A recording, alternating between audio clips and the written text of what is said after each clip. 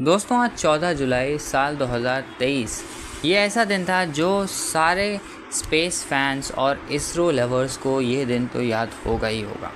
क्योंकि दोस्तों इसी दिन LV-M3 रॉकेट की मदद से चंद्रयान 3 के विक्रम लैंडर के मॉड्यूल को स्पेस में चांद की ओर रवाना किया गया था।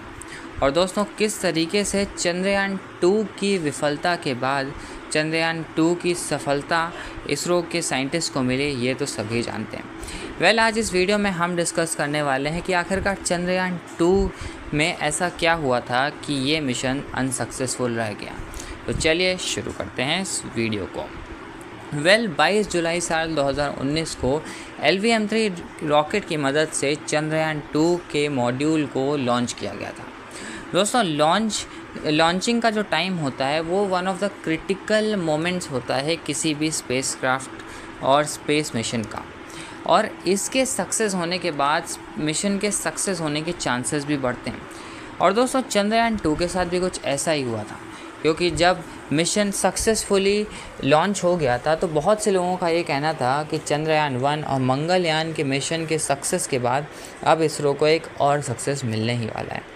लेकिन दोस्तों 6 सितंबर साल 2023 को जब हम मात्र 2.1 किलोमीटर की दूरी से चांद के दक्षिणी ध्रुव पर लैंड नहीं कर पाए तो सभी के दिल टूट गए थे। अब चलिए जानते हैं कि आखिरकार ऐसा क्या हुआ था कि चंद्रयान 2 का जो विक्रम लैंडर था वो चांद के दक्षिणी ध्रुव पे लैंड नहीं कर पाया। दोस्तों मैंने चंद्रयान 3 की जब लैंडिंग होने वाली थी तब एक वीडियो बनाया था जिसमें मैंने आपको लैंडिंग से पहले जो लैंडर मॉड्यूल को फेसेस होते हैं जो कि उसे गुजरना पड़ता है उन फेजेस से, उसकी डिटेल वीडियो बनाई थी।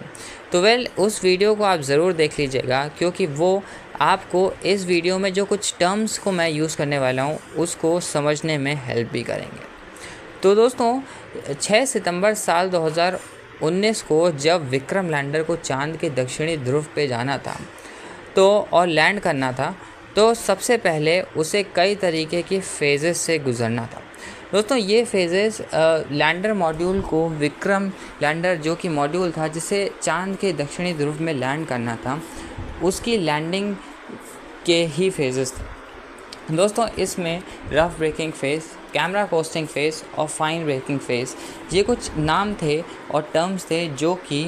मैंने उस वीडियो में एक्सप्लेन भी किए थे, तो उन्हें ज़रूर देख लीजिएगा। दोस्तों चंद्रयान 2 का जो मिशन का फेलियर था वो भी इन ही कुछ फेजेस में से हुआ था। तो चलिए दोस्तों समझते हैं एक एक फेज़ को। दोस्तों चंद्रयान 2 का जब रफ ब्रेकिंग फेज़ चालू होता है तो इसमें चंद्रयान 2 का जो विक्रम लैंडर था उसको करना क्या था वो समझिए। दोस्तों असल में रफ ब्रेकिंग फेज़ में जो विक्रम लैंडर था जो कि चंद्रयान 2 का हिस्सा था, उसे अपनी वर्टिकल वेलोसिटी और हॉरिजॉन्टल वेलोसिटी को कम करना था और अपने आप को 50 डिग्री के एंगल में टर्न करना था। अब ऐसा इसलिए था क्योंकि दोस्तों अगला जो फेज़ था जो कि कैमरा कोस्टिंग फेज़ था वो one of the critical phase था, जिसके सक्सेस होने की वजह से चंद्रयान 2 का जो मिशन था वो सक्सेस हो जाता। दोस्तों असल में 50 डिग्री का रोटेशन इसलिए था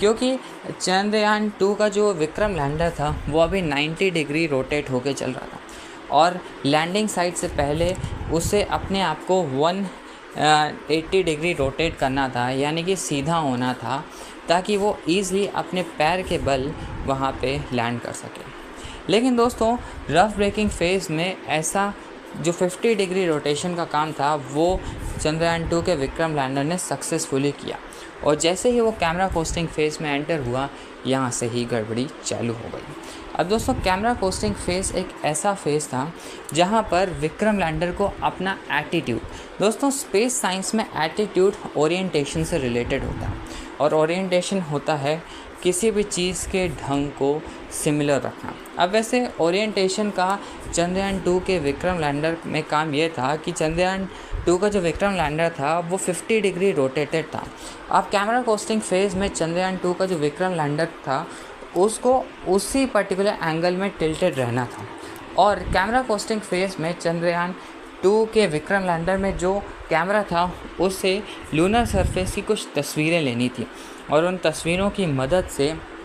चंद्रयान 2 के विक्रम लैंडर मॉड्यूल के अंदर जो कंप्यूटर सिस्टम था वो उस डेटा को एनालिसिस करके लैंडिंग साइट को चुनने वाला था। अब दोस्तों हुआ यूँ कि कैमरा कोस्टिंग फेज़ में ही ओरिएंटेशन बिगड़ गया। अब ये ओरिएंटेशन बिगड़ा कैसे, चलिए उसको जानते हैं। दोस्तों असल में कैमरा कोस्टिंग फेज़ के दौरान चंद्रयान 2 के विक्रम लैंडर का एक थ्रस्टर कुछ ज़्यादा ही बर्नआउट हो गया, जिसकी वजह से जो लैंडर मॉड्यूल का एटीट्यूड था वो चेंज हो गया और विक्रम लैंडर का जो मॉड्यूल था वो उसने लूनर स्काई में ही अब कई बार गुलाटियाँ खाई। अब दोस्तों कैमरा कोस्टिंग फेज़ में क्योंकि एटीट्यूड को सेम रखना था, इसलिए कैमरा कोस्टिंग फेज़ में जो ऑनबोर्ड कंप्यूटर सिस्टम था उसने दूसरे थ्रस्टर को एक्स्ट्रा बर्नआउट किया ताकि वो जो एटीट्यूड था उसको नॉर्मली रख सके। अब दोस्तों इस पूरे प्रोसेस के दौरान इतनी सारी एरर्स एक्यूमुलेट हो गई थी कि कैमरा कोस्टिंग फेज़ ढंग से विक्रम लैंडर क्रॉस ही नहीं कर पाया और जो डिफाइंड ट्रेजेक्ट्री थी जिसमें उसको लैंडिंग साइट तक पहुंचना था वो वहां से भी भटक गया। और इसी वजह से जब हमने लैंडिंग के दौरान जो बेंगलोर में लैंडिंग जो इसरो हेडक्वार्टर था वहाँ पे भी हमने देखा था कि जो डिफाइंड ट्रेजेक्ट्री थी वहाँ से विक्रम लैंडर मॉड्यूल अलग जा रहा था। और कुछ ऐसा ही हुआ जब फाइन ब्रेकिंग फेज़ में विक्रम लैंडर मॉड्यूल एंटर हुआ तो एरर्स की वजह से वहाँ वो फेज़ भी अच्छे तरीके से नहीं हुआ। अब ऐसा इसलिए था क्योंकि कैमरा कोस्टिंग फेज़ में लैंडिंग साइट चुनने के साथ ही जो विक्रम लैंडर का मॉड्यूल था उसे अपनी स्पीड को भी कम करना था ताकि वो फाइन ब्रेकिंग फेज़ में अपनी लैंडिंग साइट के ऊपर जाए और वहाँ पे होवर कर सकें, यानी कि कुछ देर आकाश में ही रहे। लेकिन दोस्तों चंद्रयान 2 का Vikram lander camera costing phase में इसको सक्सेसफुली नहीं कर सका